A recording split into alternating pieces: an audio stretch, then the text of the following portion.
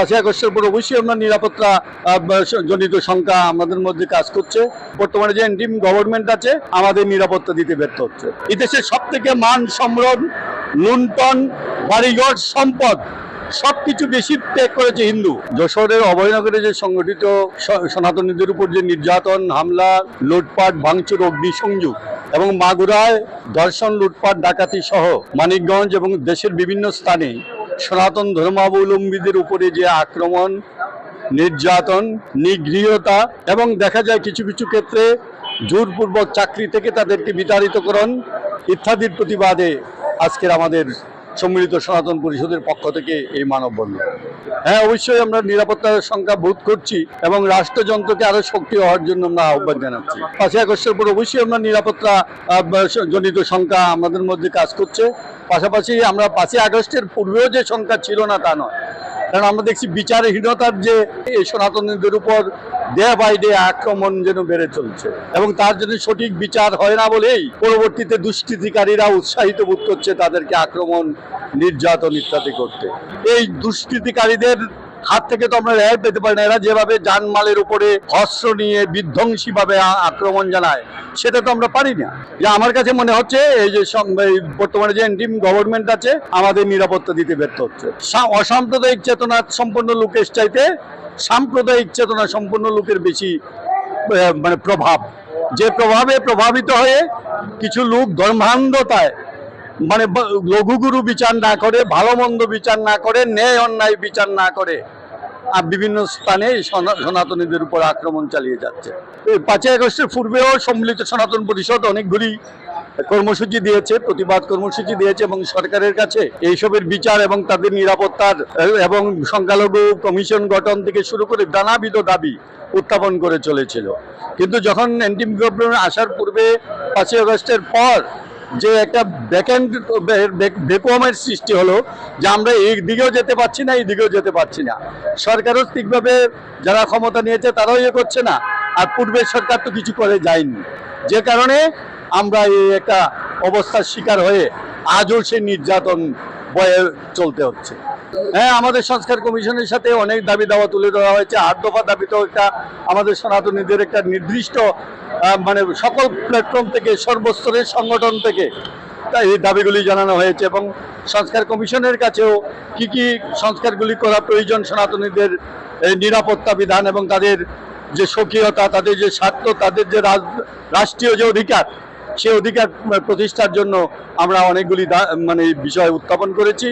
ওনারা সেদিকে কতটুকু সরকারের কাছে উপস্থাপন করেছে অদ্যাবধি আমাদেরকে অবহিত করেননি। শুনুন, ধর্মান্ধতা যাদের ভিতরে কাজ করে, যাদের অস্থিমজ্জায় রয়েছে, তারা দেখা যাবে যে ওই যে স্পেসিফিক কাউকে ইন্ডিকেট করে যে আমরা বলতে পারবো তেমন নয়। দেখা যায় কি যে যারা ভিতরে এই সাম্প্রদায়িক ভাবনা নিয়ে ঘুরছে তারাই যখন সুযোগ পায় বা সুযোগের বাইরেও দেখবেন যে আপনারা অগোচরে আপনার পিছনে ছুরি মেরে চলে যাচ্ছে।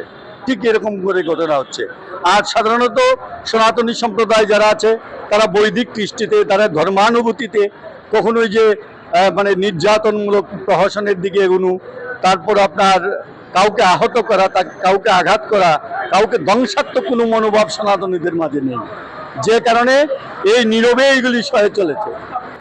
71-এ দেশ যখন স্বাধীন হয়, যে রাষ্ট্রটি সব থেকে বেশি আমাকে সহযোগিতা করেছে এবং দেখা যায় যে বাংলাদেশের সার্বিক উন্নয়নের ক্ষেত্রে তাদের ভূমিকা যখন চালু ছিল তখন দেশের প্রক্রিয়া বা ডেভেলপমেন্টের যে গতি তা ছিল একরকম। আজকে এনটিএম পয়েন্টে যে ওই হিন্দুর দালাল, অমুক দালাল, এই ভাবনা করে মানুষকে কি করা হচ্ছে, তাদের যে একটা সাম্যতার ভাব ছিল এটার মধ্যে কুঠারাঘাত করা হয়েছে। এই দেশের কোনো হিন্দু ভারতের দালাল নয় এবং এই দেশের হিন্দুদের স্বদেশ প্রেমিকতার যে উদাহরণ সেটা 71 কেন 47 সন থেকে বয়ে চলেছে।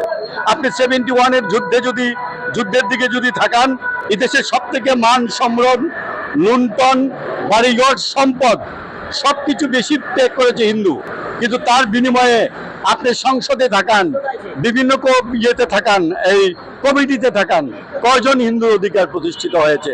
ইভেন আমাদের রমনা জাতীয় কালী মন্দির ছিল, যেটা 71-এ ধ্বংসপ্রাপ্ত হয়েছিল, আজকে 50-60 বছর অতিক্রান্ত হতে চলেছে। বলুন তো কারা এই ধ্বংসকৃত এই প্রতিষ্ঠানটির উন্নয়নে এগিয়ে এসছে? এই মানে নির্জলা সত্য উপস্থাপনের জন্য যদি কোনো ব্যক্তি এরকম বলে যে সে ইন্ডিয়ার দালাল হয়ে গেছে, এর সে দুঃখজনক কিছু হতে পারে না। এখানে দুটি মত প্রচলিত, যে চিংড়ি মাছের জ্ঞান নিয়ে এটা পূর্ব শত্রুতার জের হিসেবে একজন লোককে হত্যা করা হয়েছে। এটার প্রেক্ষিতে সনাতন ধর্মাবলম্বীদের মধ্যে হয়তো কোনো একজন একটা সালিশ মাধ্যমে এটা নিষ্পত্তি করার চেষ্টা করেছিল।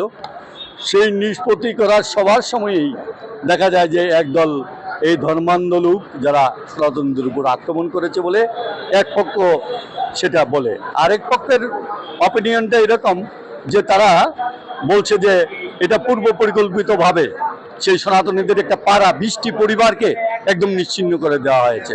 এটা সত্য বিচারের জন্য সংশ্লিষ্ট সরকারি যারা শাসনযন্ত্রে রয়েছেন তাদের যথাযথ ভূমিকা থাকা প্রয়োজন। পাশাপাশি এই যে নিরপেক্ষ ব্যক্তিত্ব যারা ওই স্থানে অবস্থান করছেন বা প্রত্যক্ষদর্শীদের যে বিবরণ, সেটা সঠিকভাবে কাউন্ট করে যদি বিচার করা হয়, বিশ্লেষণ করা হয়, তাহলে এটা সঠিক কারণ উদ্ভাবিত হবে বলে আমি মনে করি।